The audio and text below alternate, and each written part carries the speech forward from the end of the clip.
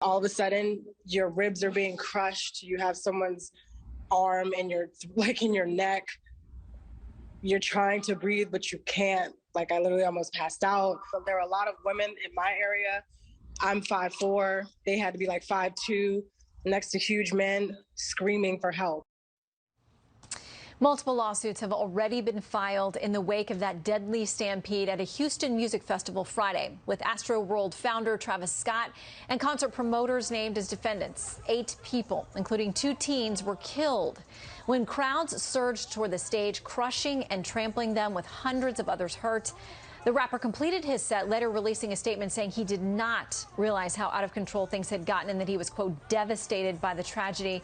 Let's bring in class action attorney Kelly Hyman and lawyer Differently founder attorney Bryan Rotella. Thank you both for being with us. It is just tragic to watch these videos, to hear these stories. Our hearts go out to these families, and I cannot imagine when you watch this thing unfolding, people were so panicked.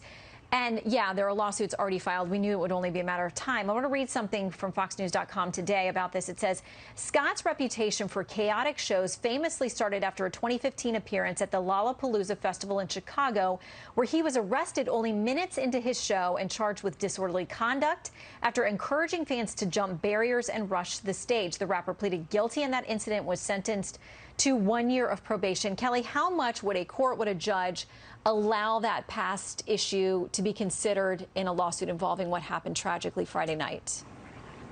Well, first, Shannon, my thoughts and prayers go out to the family and loved ones that lost someone or injured. It's so horrific. But that's a really interesting point, Shannon, you bring up now, whether the court ultimately makes that determination, whether that prior stuff comes in. But the plaintiffs are definitely going to argue that absolutely it should come in, but it shows that a past pattern of conduct that he's had in the past and that he's doing it again and again. And so that's why it's really important for the courts to look at that. But ultimately, it'll be up to the judge based on the facts and evidence whether to let that in. But if the plaintiffs get that, that's going to be key for their case. Yet another high-profile criminal defense attorney who spoke to Fox, Benjamin Brafman, said this: if the facts were to demonstrate that Mr. Scott were warned about the size of the crowd and ignored it, or if there was an intentional disregard of safety procedures where fans were encouraged to rush the stage, and he says that seems to be some of the news coverage, then it's not impossible for there to be criminal liability. Bryan, with what we know, we're early on in this case. What do you assess?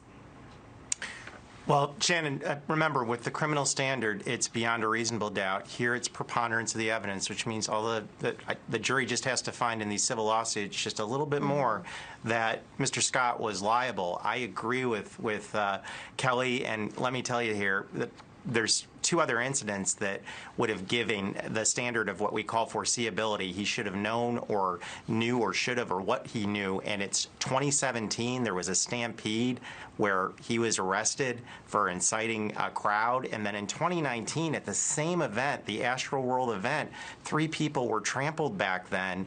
And he goes out on social media and said that he was thanking everyone for pulling up the rage. And I don't know that it was mentioned, but back in May of this year, when the concert tickets sold out, he wrote out on social media again, Mr. Scott wrote, "It's okay because we're going to still sneak the wild ones in." Again, the song here, sadly, is going to be foreseeability. That sounds like it was foreseeable that he knew some bad stuff could happen. And unfortunately, some really bad stuff happened, tragic stuff happened, and people lost their lives. I do think Mr. Scott's going to have a lot to answer for. I think if this gets to a jury, he's going to have to pay for it.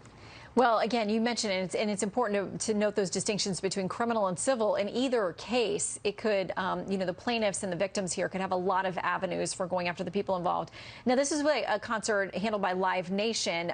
They've got a posting of liability, generally, of their events. They say, you voluntarily assume all risks and danger incidental to the event for which the ticket is issued, whether occurring before, during, or after the event, and you waive any claims for personal injury or death against us, management, facilities, leagues, artists, and other participants. Kelly, would that hold up in a case like this to bar liability? That's a good question, Shannon. Ultimately, it'll be up to the judge to make that determination, but some would argue that you can't waive away your rights to stuff that's in the future. And so just because of that doesn't mean that you're just giving up all your rights by doing the tickets, and that it was foreseeable and they should have taken action to protect the people. Yeah, again, our best goes out to these folks who have suffered a lot of loss and people who are still very heavily injured at this point and families who are grieving. We'll watch this. It's just the beginning of probably a legal fight that's going to go on for years. Kelly and Bryan, thank you very much for your expertise. Thank you, Shannon. Great to see you.